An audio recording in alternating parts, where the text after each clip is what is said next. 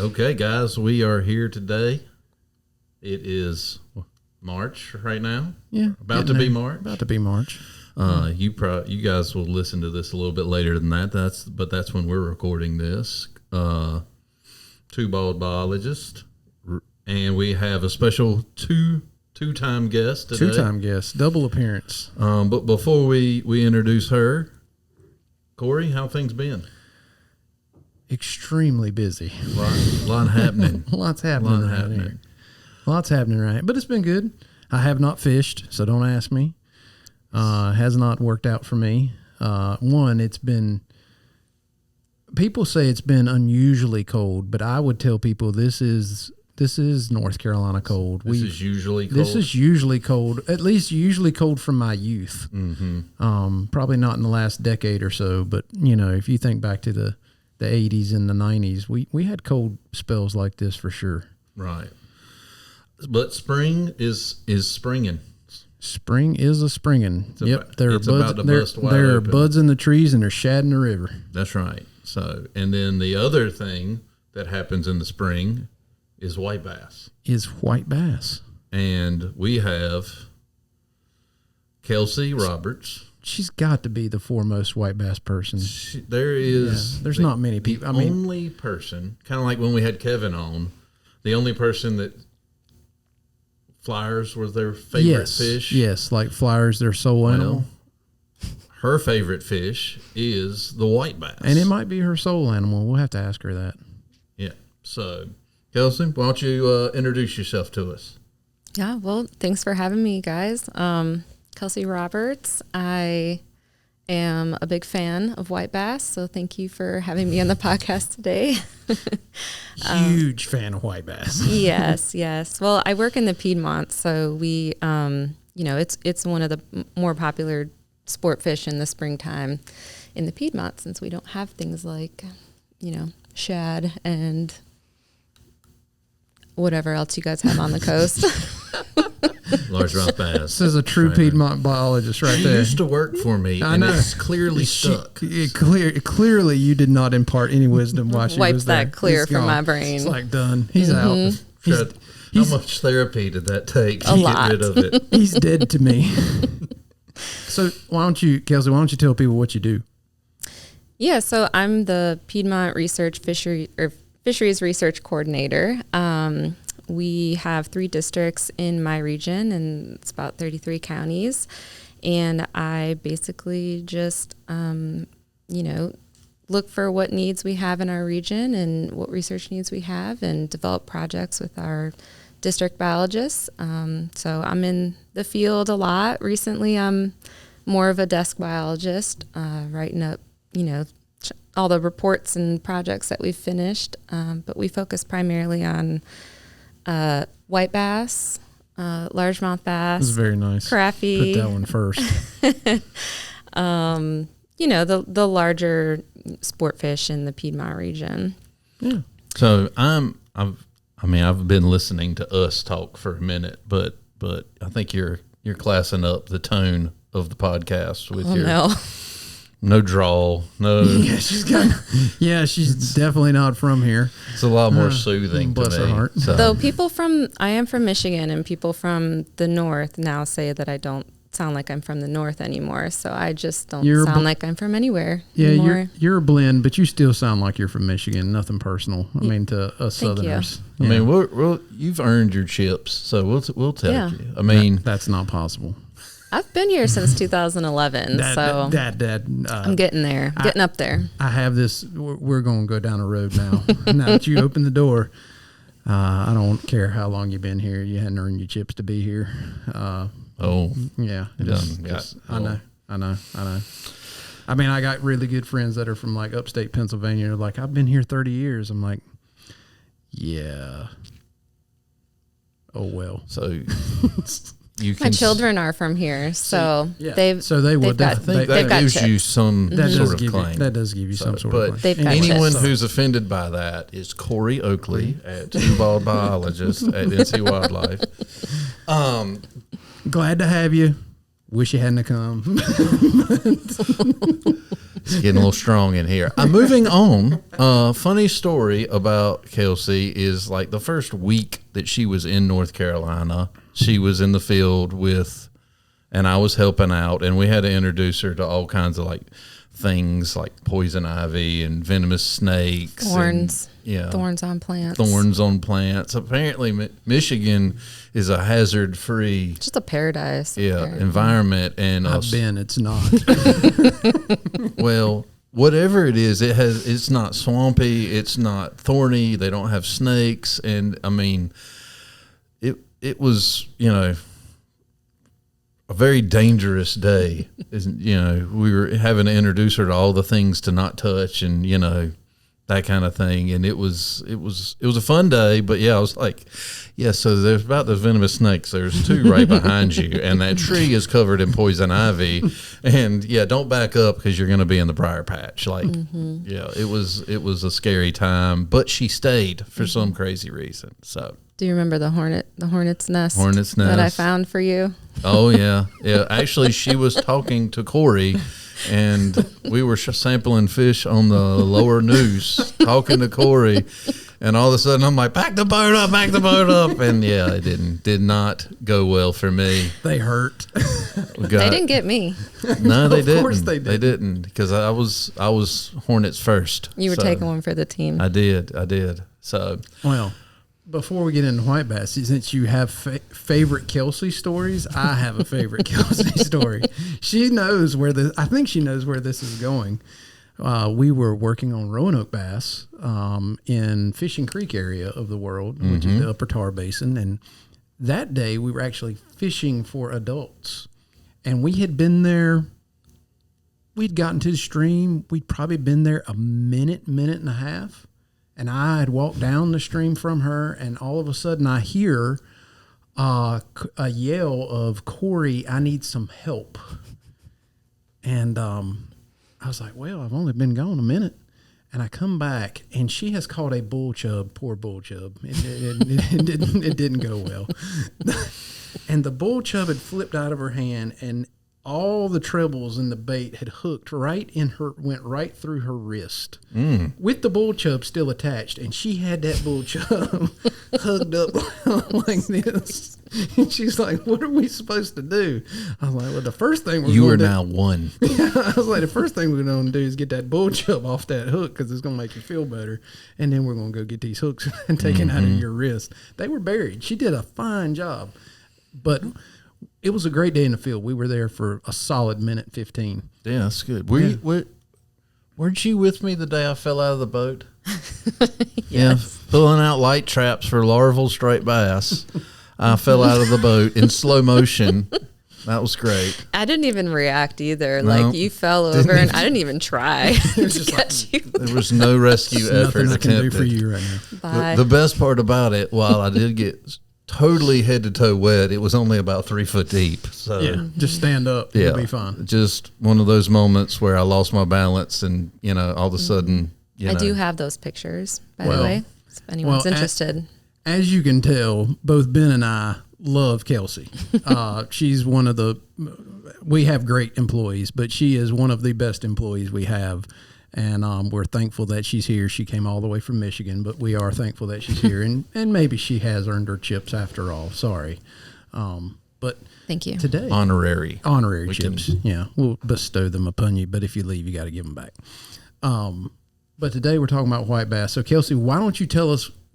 Some people don't know what white bass are. So tell us what a white bass is. Yeah, so a white bass is a temperate bass, which means it's not, a true bass. It's in its own family, the Moronidae family.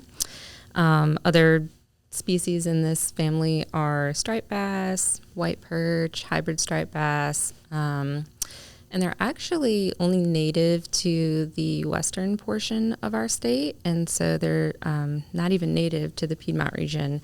But they've been, kind of introduced to our lakes and in our systems, and we, call them naturalized because they've become established, but they're not, really impacting some of the other species in our area. And they're just a really pretty fish. They live to be about 4 years max in our area, and in some of the northern regions they can live to be like 11 years. They make these big migrations from the lake to the river, so it's not really big, but there's a lot of them, and you can during that time catch 30 to 60 fish in a couple of hours. So I think that's why they're really popular, and they're just really fun to fish for too. Yeah. So tell folks, like, what is like an adult size white bass? Because if they think striped bass, they think, oh, that's it's a 10-pound fish. What does an adult size white bass look like? Yeah, adult size white bass are usually between 12 inches. We got video now, so you can hold your fingers up. 14 inches. Like a good size white bass will be greater than 14 inches, but they pretty much grow to be about 10 to 12 inches within that first year of their life. Yeah, they grow really fast early. So let's take a half a step back for a second. Why? I liked where we were. But we were good, but we said they're not a true bass, and I think that needs to be. Oh. We got to visit that for a minute, because a lot of you guys are probably thinking about like largemouth bass or smallmouth bass, or our new associate, the Alabama bass, and they aren't in the same group as those fish. Those fish are actually in the sunfish category. That is correct. So they're in the same group as bluegills and crappie and that kind of thing. Yeah. But the temperate basses, the group that Kelsey is talking about, they are, just a different group of fish. So it's just totally different family. Bass is just a generic English term, but it is talking about a different group of fish. So a lot of people named a lot of fish bass a long time ago. Yes. And it stuck. So even though they're not related. Right. So if you catch a white bass, it's not the same. It's not related to a largemouth bass, even though they're both called bass. That's correct. So. Yeah. That's a good clarification. Yeah. And, like I tell people, I think white bass are kind of like the cross. They're not a cross, but they're kind of like a cross between a striper and a white perch. You get stripes that are on white bass, even though they're more faded and faint. But they're short, stocky fish, like a big white perch. If you can think of a big white perch, you're kind of imagining a white bass, and they often get confused with white perch. Oh yeah, and they're always delicious. And they are delicious. Yeah. Maronids in general are delicious fish, and I will say white perch and white bass are probably the two of the best fish you can eat. Just saying, just putting it out there. I mean, I'll clean a 4-inch white perch in a heartbeat. Like when my kid misbehaves at church, it's hard to beat.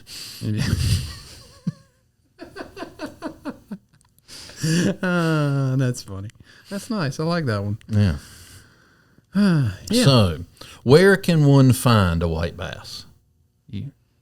Yeah, they're pretty much in most of our lakes and reservoirs.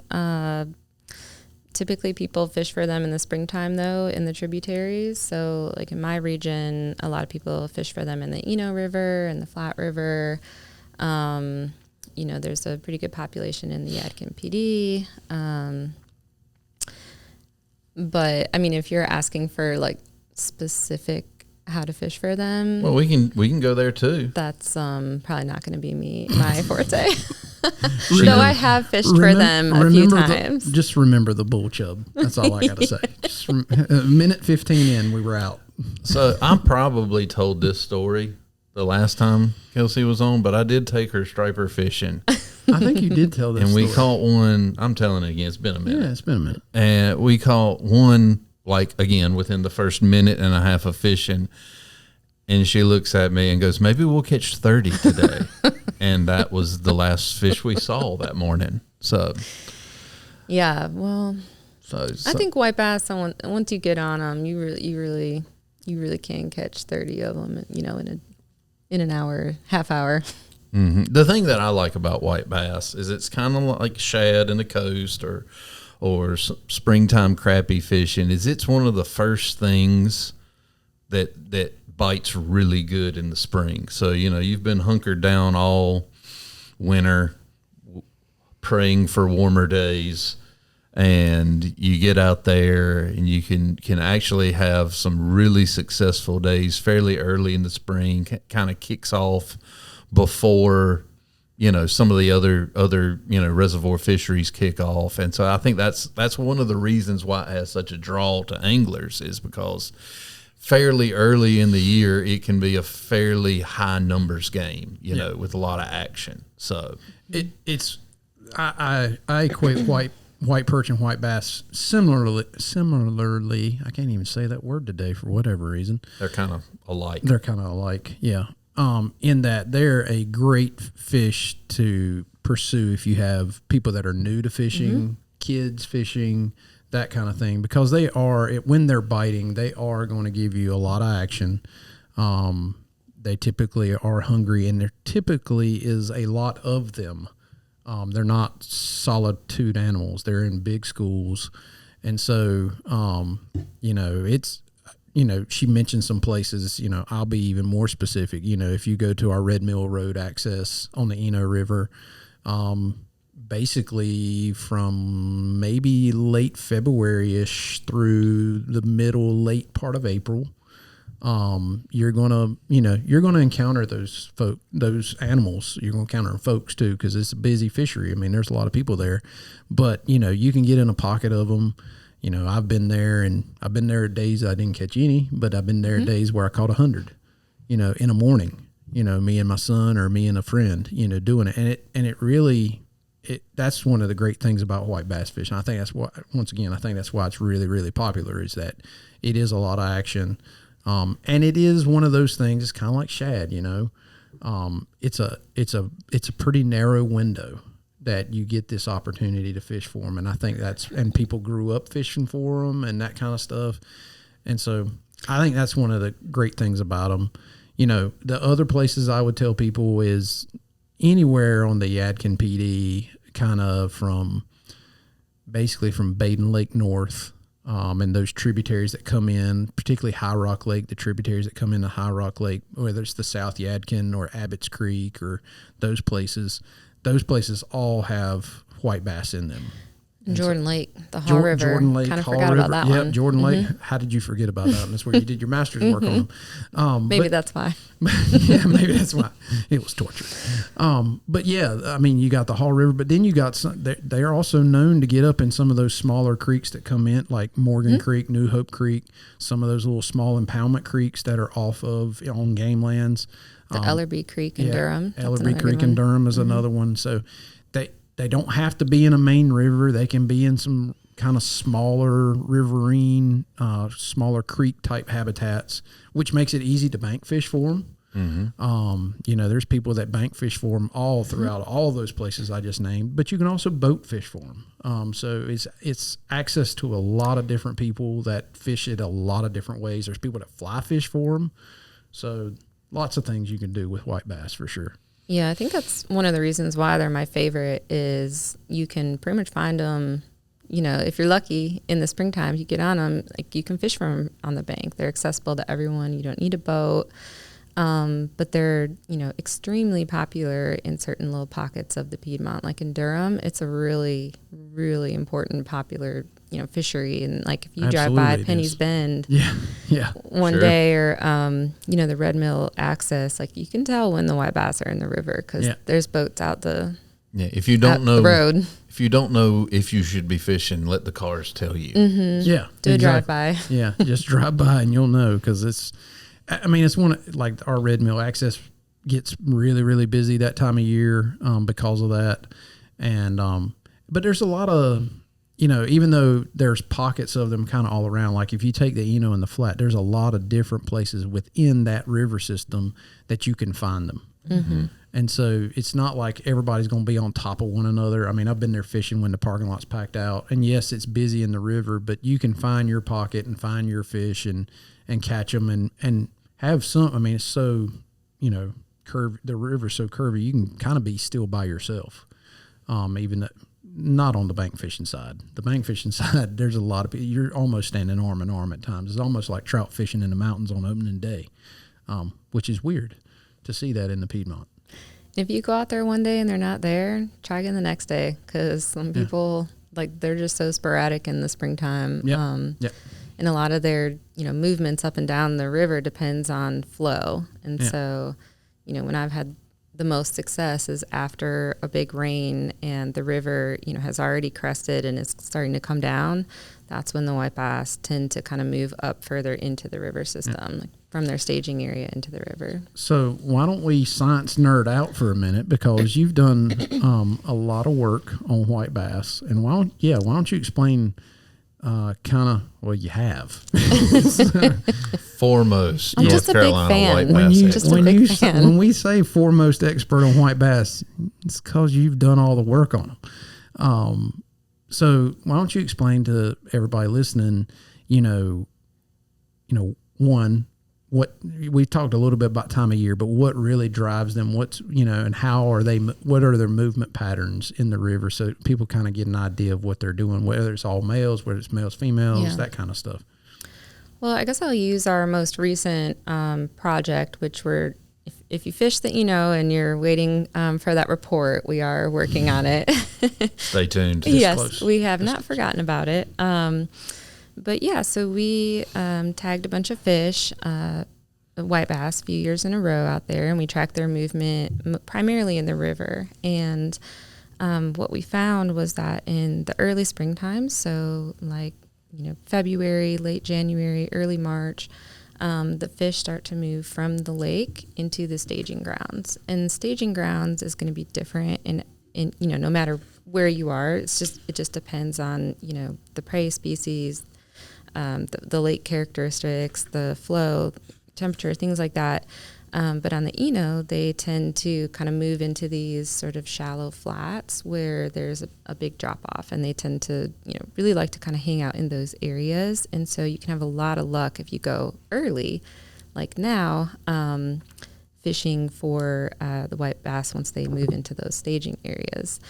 And that's primarily, what we found from this research project, that's primarily males. They're just ready. Like they just get there and they're like, I'm here until it's time to go.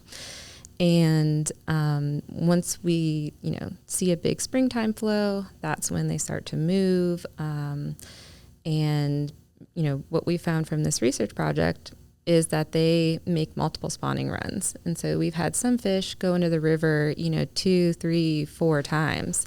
And then each time they go back to the staging grounds. And so, previously we thought, they spawn and then they go back into the lake, but now we know that they're, able to, at least they're going into the river multiple times. Whether or not they're spawning, we don't really know. But they're at least doing the behavior. They are, and the female, and sometimes they'll stay. The males will just stay on the spawning grounds. So like in the flat, they stage on the spawning grounds because it's such a smaller river.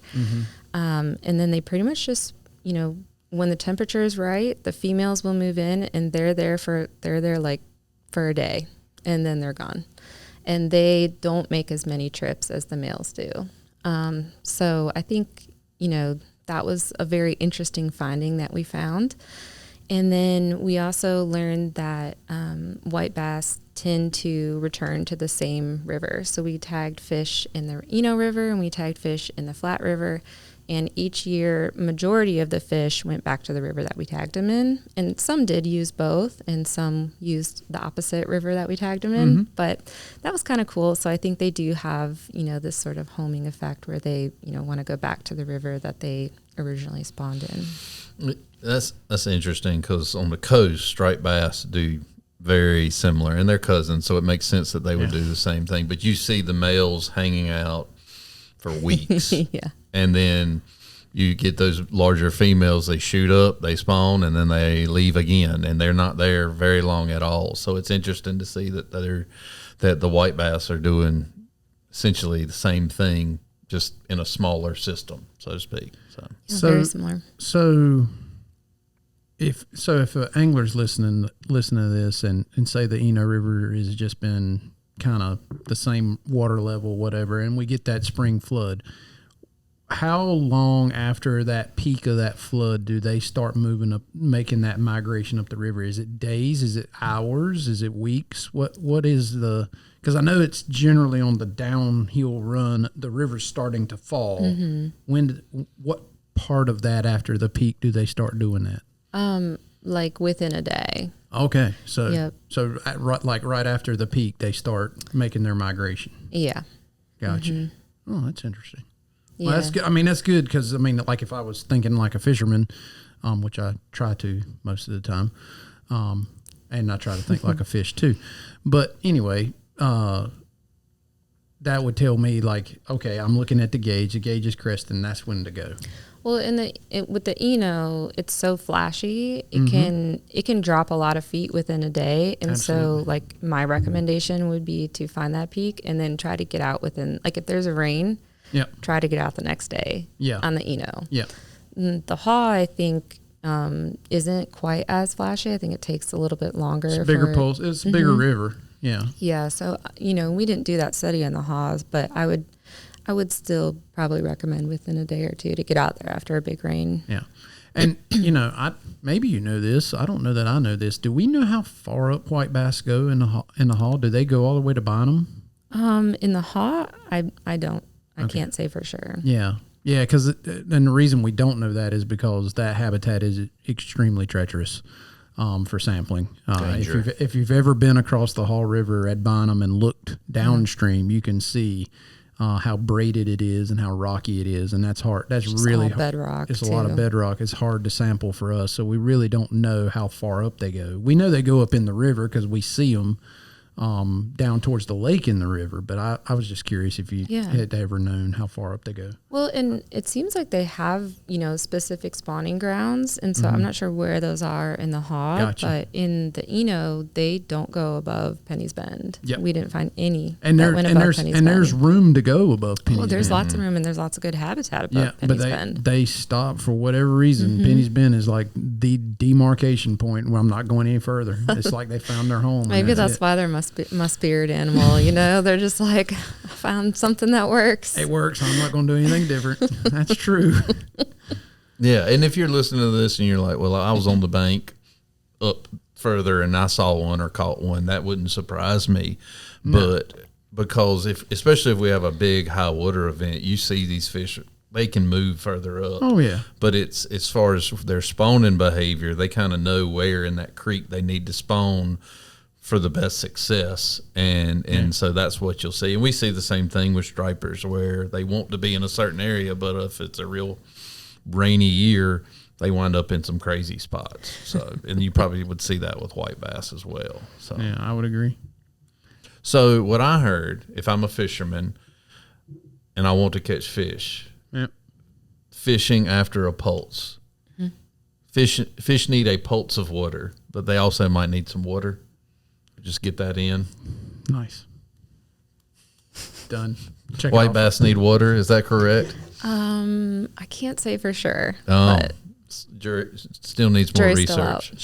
I think I need to do another white bass research study. She just wants to do more white bass research. Is what she wants to do. Just find out if they need water definitively. Definitively. Well, and I'll also say, like, there comes a point in time where we'll get a big pulse like late April, but the water temperatures, are too warm, or most of the fish have already spawned. So there's definitely like a point where they're done. Temperature will trump everything for sure in the fish world. So speaking of temperature, so what is like what kind of gets them in the river, in the staging area, and then kind of what's like the final point? I would say, like, I had to convert to Fahrenheit here, but I would say around 55 degrees is when or like 50 is when they're kind of staging, they're getting ready. 55, you might see some of them move.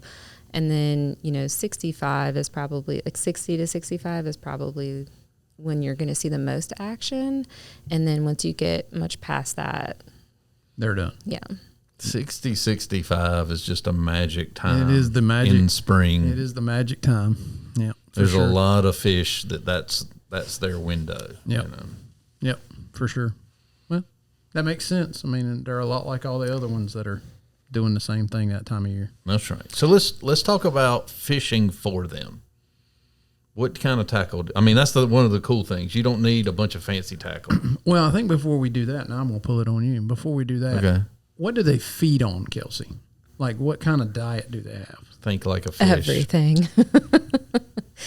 They, so the younger white bass, they're very opportunistic. They'll feed on everything from, macroinvertebrates to, small fish, small shad, mussels. I did bugs, worms.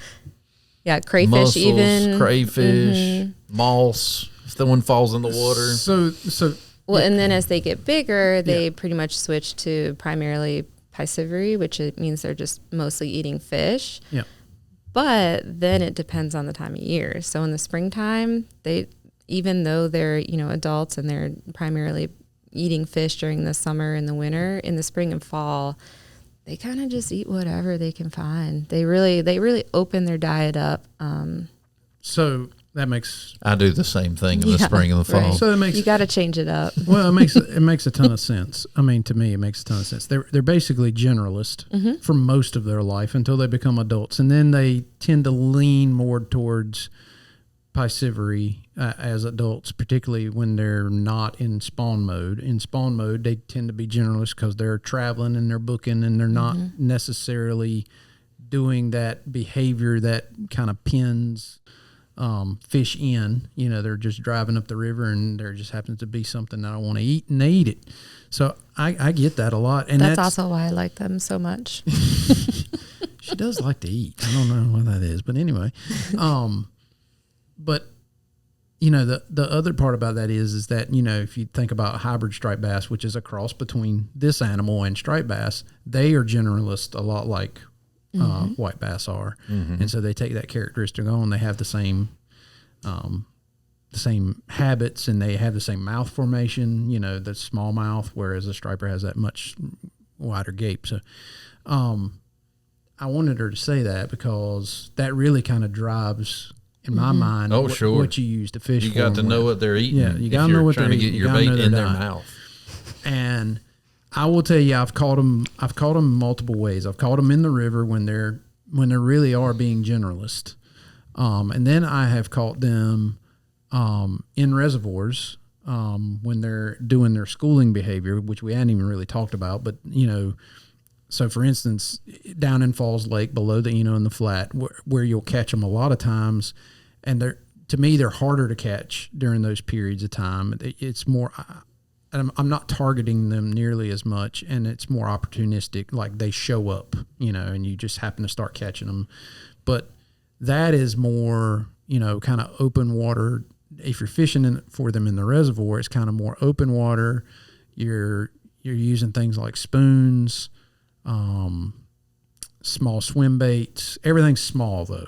Like everything, nothing is big. The bait, beetle spins, road runners, like underspins that are really small, not a big road. Like road runners can get huge. You can get, small road runners, quarter ounce and less. Yeah, definitely less than I'd say. Yeah, quarter ounce and less. Yeah, that's right. And you're trying to mimic, bait that's in the reservoir. You're trying to mimic a shad that's swimming around. So once again, not rocket science. It's a lot like fishing for stripers in reservoirs, hybrids in reservoirs, sometimes largemouth in reservoirs, depending on what largemouth are doing. White is a great choice. White is a wonderful choice. You can't go wrong with white. That typically is the color that I use for a lot of white bass fishing or hybrid striped bass fishing. And then when you get up in the river, it can be different. My go-to is to mimic a fish. I'm still fishing maybe a rooster tail. I do a lot of rooster tail fishing that time of year. So once again, small, no big. Rooster tail is probably no bigger than an inch or two long. They're not the real big rooster tails. They're they're little kind of micro rooster tails. Little crappie jigs. Yep. Do a lot of crappie jig with them. Once again, depending on the day, depending on the water clarity, depends on the color that I'm using. If it's dingy or dirtier, I'll use something a little brighter. We've talked about that in the past. Generally, though, I'm starting with white or clear. That's what I'm starting with, and see if they'll hit it, because generally that is what they'll hit. I've caught them on mussels. Like I've fished for them with mussels and caught them that way, fishing on the bottom. I've caught them with my mussels. Nice. That's great. I believe that. That's great, Ben. Thank you. But I have caught them on mussels that I've bought from like the grocery store, and just put them on a hook and put them down on like a Carolina rig on the bottom. You can kick back, put your feet up, and there's going to be more than likely a school's going to run through, and you're going to catch particularly if you find pockets of them, like particularly in the staging areas, you can kick back and do nothing and catch a bunch of fish doing that. So it just try different things, but small is the key. They don't have very large mouths. Their mouths are probably about the size, maybe when it's open, about the size of a quarter, maybe at its max. Probably not much more than that. And so they're not going to consume a 4 or 5 inch bait. Not generally. They might hit it, but that's generally not what they're looking for. Might be a little big for them. Yeah, they're looking for that 2-inch bait is really what they're kind of looking for. And you're going to catch a lot more fish. It's the same with white perch. You're going to catch a lot more fish if you downsize your gear. And I always use like ultralight tackle. I use like 4 to 6 pound tests, ultralight rods, that kind of stuff. That's generally how I fish for them. And when I'm in the river, I feel like I'm talking too much, but when I'm in the river, what I do is I have points that I know because I've worked with Kelsey, and I kind of know. It's one of the, great things about working with Kelsey. She kind of gives you these tips of where they are. Tells you where the white bass are. She tells me where the white bass are. But I know kind of the places that they will stage and work. And so I'll start at that point, and I'll probably drift down the river from that. And then I just go until I find one. And when I find one, I typically will stay there for a period of time and work that entire area, work the same place I just caught one, because you may catch 30 in what looks like about a 2-foot radius. They just happen to be all right there together, tight. And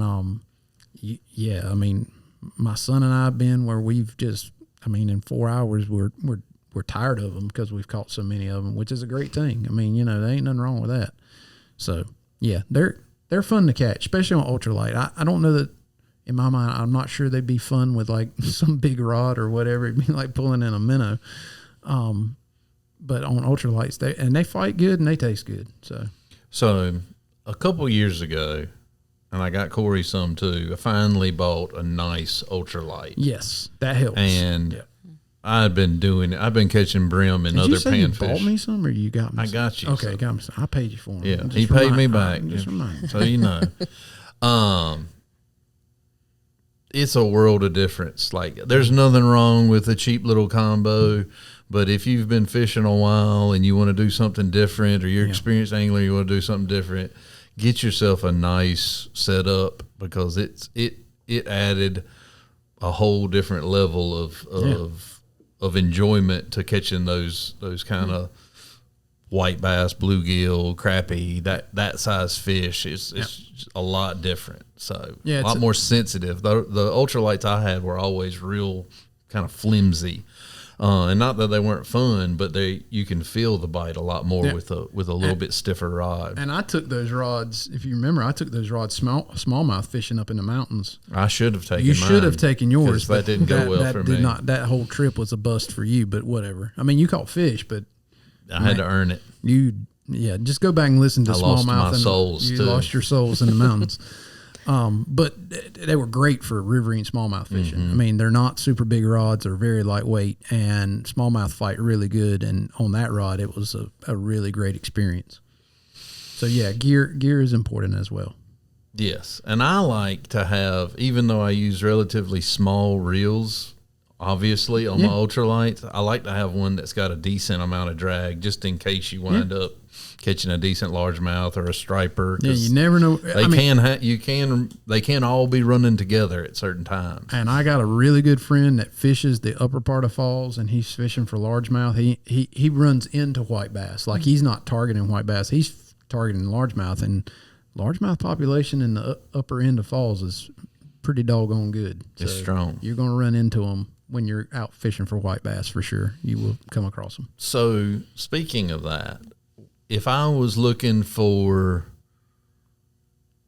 we know that it's a numbers game looking for white bass, but if I was looking for big white bass, and I do have where do you think I should look? Because I have a suggestion. Well, let's hear Let's your hear it, suggestion first, since you already have it. What is it? So, in the noose below the dam, there are not many white bass, but the ones that are there are sitting there with their mouth open eating shad, and they are pork chops. So we're talking about Falls of the Noose Reservoir. Mm-hmm. Yep. Below there. Yep. I've seen the picture that you sent me. Yeah, there are some magnum. There's not many there, but they are magnums. Yeah. You know. Big fish.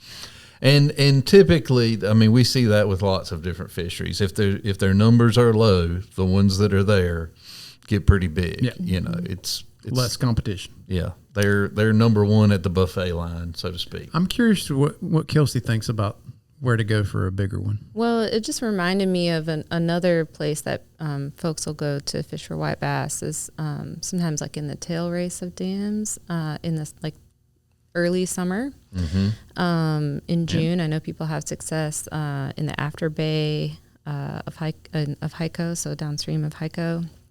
And I think they catch really big ones in that area. So you might be onto something, Ben. Yeah. And you're talking about tail race fisheries. I know the Yadkin PD, the upper Yadkin PD reservoirs, those tail race fisheries, once again, are really good June, July, because it's getting cold water coming down through the river, and those white bass get up in there and really like to be there. And so you can have a really good day in a time when you're not thinking about white bass. You can run across them and have a really good day doing that. I would say, just having seen fisheries across the Piedmont and across the state of white bass, I would say probably the best place to run across a bigger white bass is probably the Eno Flat system. The Jordan fish, they come and go. They don't never. They're a little younger. They always seem younger. They don't seem to live as long. The Yadkin PD, maybe there's a couple of pockets, but generally those fish are running, 8 to 10, 11 inches, but you will run across a 12, 13, 14, maybe even a 15-inch fish out of the Eno. There's people that catch them every year in the spring of the year. So I definitely would say that's probably I won't say it's our best, but it's one of our better populations of white basses in that system. Yeah, I would agree with that. And I'd say it's less of a where and more of a when, like timing when you go fishing. Like if you're, usually the females get a lot bigger. And so it's kind of luck if you're out there when the females are there, your chances of catching a bigger one, it's going to be a lot higher. Like all Maronins. Mm-hmm. Yep. The females are bigger. So if I want to keep some, we talked about how they're good to eat. What are the rules? Yeah, so a while ago, there used to be a very liberal rule where you could keep 30 fish a day, and there were a lot of people out there that I think that were doing that. Some of the really good anglers, and for my research study, as a graduate student at NC State, we sort of looked at mortality, especially during the springtime, and found that these fish were getting hit really hard, and they're growing to a memorable size by the time they're 1 and 2, but a lot of the fish haven't matured at that age yet, and so we the females haven't always matured by age 2. Yeah. So we kind of revamped the rule at that point, and we made it, a minimum of 14 inches where you could only keep 10 instead of 30. And what this did was allow the females time to grow big enough to be able to have one spawn before they're able to be removed from the system. And then through a lot of monitoring and more research, we've kind of, figured out that it's not a very good universal rule for the Haw River, the Neuse River, and the Yadkin PD chain. So we, recently are proposing a new rule change. I don't know if we want to talk about that today. Yeah, that's fine. No, so as of right now, that rule that she just mentioned is in place, which is 10 fish per day, minimum of 14 inches, minimum size limit, which is difficult. I will be the first to admit to that. It's not a moratorium, but it's pretty tight. I mean, you're going to have some places. Yeah, you're going to have a tough time catching 10 fish at 14 inches.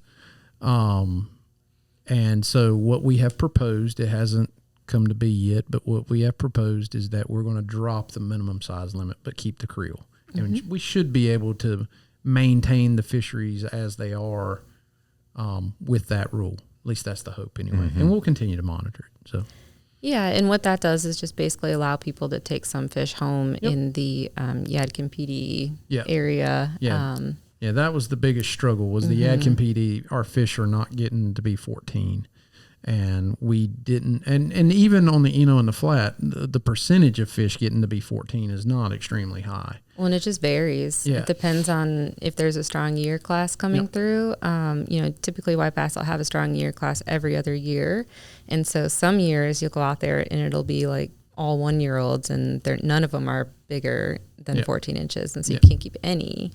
But then once that strong year class, grows a whole nother year, then you go out there and you can keep, basically all of them. So, when we were looking at the data, there were years where it would be, 20% of our fish were keepable. And then the next year it'd be like 98.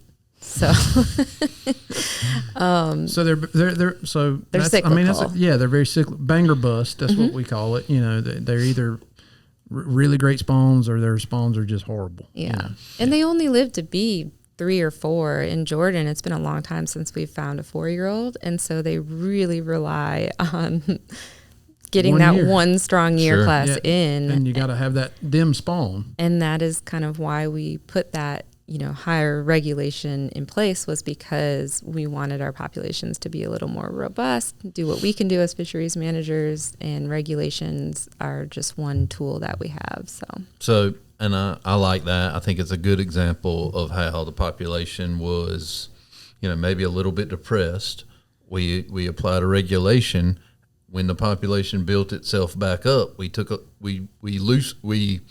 loosened the regulation, so to speak, and that's an important thing to get out there, because I talk to anglers all the time, and I hear a lot about how once something's taken away, you never get it back, and unfortunately, there is a case for that. Yeah, sometimes that's very true. I would say that. When we can open harvest up, and the data suggests that we often do, especially because we also don't want these fish to get overpopulated, because they could start to have negative impacts on the forage base and things like that. So there's lots of reasons to have adequate harvest.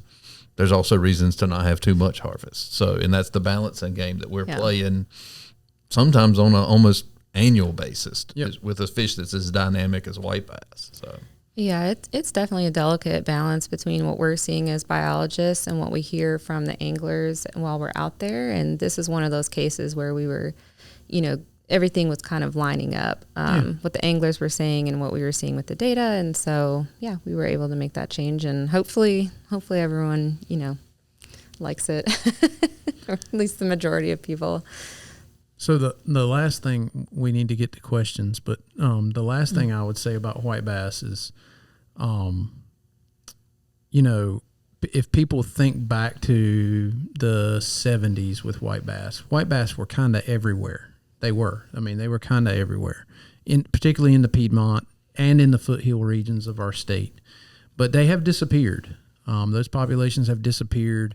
And the vast majority of those have disappeared because there's been introductions of other animals. And we've talked about that on the podcast in the past of don't move fish. It has detrimental effects, and moving fish has definitely had detrimental effects on white bass populations. If you look at, there's numerous places where white bass were very robust that basically they no longer exist. Lake Norman, Lake James, a lot of these are foothill communities or foothill rivers. Some of those places, and all of that has been because we've moved white perch around as anglers. White perch and the river herring. River herring too, but I tend to think, at least in my mind, white perch is probably the bigger detriment because they're cousins and they know how to outcompete them, and there's just a bazillion. That's a word, a bazillion. Yes, that's a word.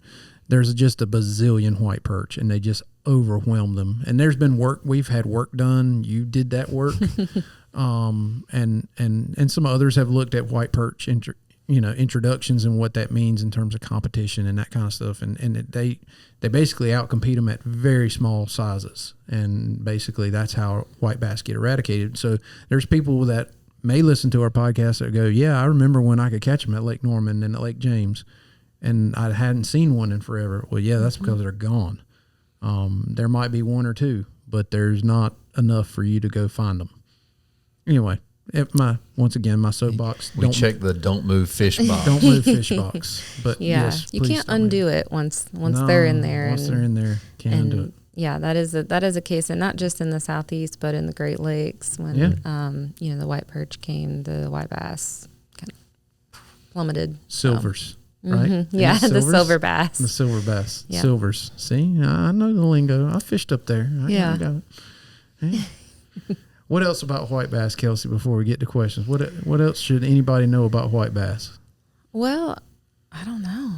I mean, I guess we could talk a little bit about how to differentiate between the white bass and white perch. I don't know if you guys have covered that. But yeah, that'd be good. Yeah, we can try that. One is striped. One is really pretty, and the other one is not. It's a very biased opinion. That's what I tell people usually. But if that's confusing, you can look for a tooth patch. So the white bass will have like a sandpapery tongue, and the white perch will be smooth. Yep. And to me, white perch are more kind of gray almost. They're like olive colored. Yeah, they kind of, and they don't have stripes to speak of. No. Yeah, white bass we're giving you a lot of information all at once from 3 different people, but anyway, it's what we do here. White bass have what I would call faded stripes, faded horizontal lines. There are lines there, but they're kind of faint at times depending on what water clarity they're in. They can be broken or straight. And they can be, I'm not even getting into the broken or straight issues, but anyway, they have faded lines on them. White perch, the only line you see on a white perch is its lateral line. Mm-hmm. That's it. If you see more than that lateral line, then that is not a white perch. But Kelsey's way of identifying them is really the best way to identify between the two. One's got a tooth patch, one doesn't. Oh, I thought you were going to say the pretty one. I thought you were agreeing with me on that. I think we should add that to the Regulations Digest. Mm-hmm. And I will also say you can find these identifications in our Regs Digest online. We actually have signs at a lot of places where white bass and white perch coexist that basically clearly tell you this is what a white bass is and this is what a white perch is and how to identify it. So, and if you got questions, you can contact us at Two Bald Biologists at what will now be at ncwildlife.gov and not .org. We are converting over, and by the time this probably airs, we will probably be converted over to GOV. So once again, Two Bald Biologists at ncwildlife.gov. Yeah, it's going to take me a minute to remember that. We've said org forever, but now it's GOV. So, well, Kelsey, thanks for being here. It's been great. We've loved having you talk about white bass. I knew you could talk about it because, I mean, her face. How much more time do we have? I mean, literally, your face lights up when somebody mentions white bass. Did you say white bass? Yeah, my goal is for one day for everyone in the commission and the public to share my love for white bass. It probably won't happen. Don't be disappointed. But you can keep. I got a lot of years left. That's so. right. That's right. Yeah. Everybody's got to have a favorite. That's right. All right, it's question time. So you guys send us questions all the time. It's great. Again, Two Bald Biologists at ncwildlife.org or no, .gov from this point on. See, I told you it was going to take me a minute. We're already downhill. Two Bald Biologists at ncwildlife.gov. There you go. If you send it to .org for another few weeks, we'll get it. But eventually try to remember. That will not work, though. Yeah. Eventually that will go into a black hole, and I won't be able to answer your questions. But you guys send us a lot of good questions. I've had some good exchanges with some anglers over the last few weeks, and we've picked a few questions to talk about today. So the first question we have is from the mountains. As many of you know, we had a hurricane a few months ago now, and Lake Lure is still fairly turbid. what is the impact of turbid water on fish? And then we'll hit part 2. Oh, there's a 2-part question. It's a 2-part question. Yeah. Well, it depends on the species of animal. That's the first thing I would say. Some fish are used to turbidity and have, eyes and sensories. Catfish in particular, I think about their sensory, way they sense food and that kind of stuff, are very acclimated to being in turbid water. Some have much larger eyes and can see better in turbid water. It just really depends on the animal. At Lake Lure, definitely that is not something that those fish have been accustomed to. But most of those species of animals will adjust to that over time, and we'll be able to feed, and we'll be able to, it's just like us, we tend to adjust to something different over time, whether like lower light, for example, your eyes will eventually adjust in how you move around in lower light situations. And that's kind of similar, to turbidity. And so, I tell people, like, Lake Norman's a really good example. It's a very clear lake, but then after a hard rain, it gets really turbid, and people are like, "Oh, I don't know about." Some of the best fishing ever happens when it's turbid. You just have to adjust what you're doing from a fishing. He or she is probably not asking about fishing, but as a fisherman, you have to adjust to that, and how those fish are going to interact with your bait and how they're feeding at the time, basically. Right. So yeah, I mean, I don't know if I answered that. No, I think you did good. The only thing I would add is, yes, there are extreme turbidity, which we saw after the hurricane. Absolutely. Where, yes, if fish were spawning, which luckily they weren't, but yes, there can be problems if the extreme turbidity hits at the wrong time. There can be spawning success problems and that kind of thing. He also asked about, because I guess, if you research turbidity in the Google, God bless the Google. The solution is to use I can't know my words. Flocculent. There we go. Flocculent. So, and for pond management, that is often, a solution, but in a large reservoir, and it's tough. What that is something that binds to the particles that are in the water that are creating that turbidity, and then it sinks to the bottom. And so that will clear that water body up. As Ben mentioned, in a pond situation, depending on the size of the pond, but in a pond situation, it will work. At a Lake Lure scale, it would be. It's going to be it's cumbersome. Yes, it's a tall ask. But what I tell pond owners when they ask me this question is, yes, if your granddaughter is getting married and you want, this weekend, and you want the water to be clean for the pictures, then by all means go for it. But it's always a Band-Aid. It's never a permanent fix. Yeah. And the issue that we're probably having in part at Lake Lure, and I might be speaking out of turn, but Corey will correct me if I'm wrong, is wrong. Oh no. Everything has been destabilized above Lake Lure. Yeah. And so every time we get a little bit of rain now, you get another little dab of turbidity. And so it's taken longer than it traditionally did for the silt to settle out. As the stream banks get fortified upstream, this turbidity issue will resolve over time. So the real problem is time is the healer for this situation. And it probably by this summer, a lot of the banks will have plants growing on them and things like that, and that silt will start to fall out a lot quicker than what we're currently seeing. So yeah, and this is a problem all over the mountain region that was affected by the floods. If you've been up in that area, you see a lot of silt and mud scattered everywhere. I mean, on the roads, in the fields, on the stream bank, and so every time it rains right now, like Ben said, it's getting turbid, and everybody's like, "What is this?" And that's just going to be the way it's going to be for some time.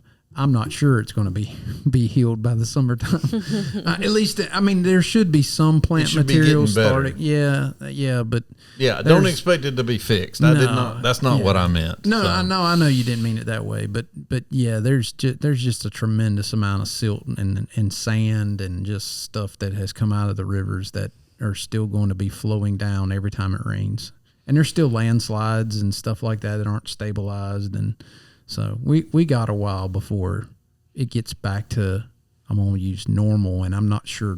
I think we're going towards a little bit of a newer normal in some of those places. So we talked about springtime. We talked about white bass is good in the spring, but shad is a good time to fish. Excellent time. It's actually the only time. Yes. So unless you're threadfin shadfish, right? The Cape Fear River has a good run of American shad in it, and Mr. Billy, who is also our monthly winner, hey, good for him. He has asked about where it's possible to wade or shore fish on the Cape Fear River during the spring run. Cape Fear River is an interesting place. I don't know that there's a lot of places that I would recommend wading in the Cape Fear River. And primarily is because a lot of the shad fishing is done below the locks and dams. Yeah. And there's some hazardous conditions. You can wade fish way up the river. I mean, but shad aren't there. Or at least for the most part, there might be a straggler or two that gets up that far, but for the most part, that's not where shad are. I mean, you get way up the river, was that Raven Rock State Park? Those places. There's some places in there that you potentially could wade fish, but I'm with you. It's not a place I would. If I was going to go looking shad, I would go to any one of the 3 locks. That's right. I would start at lock 1 because they're going to get there first. Yep. And if the water's low, they're going to stay there. Yep. And I would fish from the bank. There's a PFA there that we have, kind of like a dock that's on the bank. But there's also places that you can walk down if you're careful and fish as well. But the PFA is as good a place as any. Yeah. And they're going to come right there and stop if it's water. There's shad sitting right out in front of that thing, and I know that because I've shocked there and seen it. So I've seen video of the footage of being shocked there and below the other locks and dams, and there's shad, depending on water flow, there's shad at below all 3 of those. Yeah, they stack up. They stack up there really well below those dams, and so that's what I would do. So be careful though, because it is a rocky shoreline. It's been fortified by the Corps engineers. You have to be careful. Where to go, but we have provided some places to fish right there. So the other places that come to mind that are, but they're not the Cape Fear. There are other places. There are other coastal rivers where you can shore fish for shad. Once again, not wade fishing. You could wade fish in Raleigh at the Noose. Yeah, that's true. And there's lots of shad there. Yeah, that's true. You could do that in Raleigh. Yep, for sure. Because I have actually wade fished for shad. Yeah, I was about to say some of our guys from the Fish and Wildlife Service will go up there and do that. Yeah, I've done that. Particularly when Mill Burney Dam was there. I would fish just below Mill Burney and wade fish through that section. But my point is that if you want to get outside the Cape Fear, if you're not near the Cape Fear and want to shad fish, there are a lot of bank fishing opportunities for shad all up and down the Roanoke, the Tar, the Noose, and the Cape Fear. I think of the Tar in particular at Rocky Mount. I mean, that's what almost everybody's doing is bank fishing. Right. The Roanoke and multiple places in the Roanoke you can bank fish. And then the Noose. Multiple places on the Tar. Yeah, and the Noose. I mean, it's like every little creek crossing, bridge crossing. There's places where you can stand on the bank, and as long as you're not trespassing, you can stand on the bank and fish. Yeah, just be careful. I mean, just about all of our coastal rivers that have good shad populations are high energy rivers. Yep. So the water's cold and the water's flowing fast. Yeah, be safe. Be safe. So, okay, that was the easy one. So our last question, Mr. Towery, he has acquired a pond wants to know what to do with it. Corey, what do you think you ought to do with it? Well, the first time I got this question, I said we should fill it in and make a ball field out of it, but you didn't like that. No, I did not like that answer. Unless you're into needing a ball field, and then it's your only option, because a pond is a terrible ball field. That's true. Yeah, that's very true. We get this question a lot, and golf balls seem to like them though. Seem to like ponds. They do, especially if you're chipping into them. Yeah. Get this question a lot. I bought a property. I've got a pond on it. What do I need to do? And the best thing you can do is to fish it, bass fish it, brim fish it, catfish it, figure out what's in it, walk around. Are you seeing little fish? Mm-hmm. Are you seeing frogs and turtles? Because sometimes if you got a lot of tadpoles, you don't have very many largemouth bass. So there's some context clues you can pick up on. But all of that is really important before you decide, I need to lime it, I need to fertilize it, I need to buy, fish to put in it, what fish I need to put in it. And if you contact your local biologist and ask them, they're not going to know how to help you until you can provide a little bit of context as far as what's going on there. Once you know, okay, this is what I have, and these are my goals. Your local biologist or me, because a lot of you guys have emailed me about this, I can help you kind of decide, okay, we're going to push it towards big brim or lots of brim. We're going to push it towards big bass or lots of bass. I can help, but without knowing what's there, there's not a whole lot I can do other than say, you need to go fish the pond. Also, he asked if he needed to lime his pond.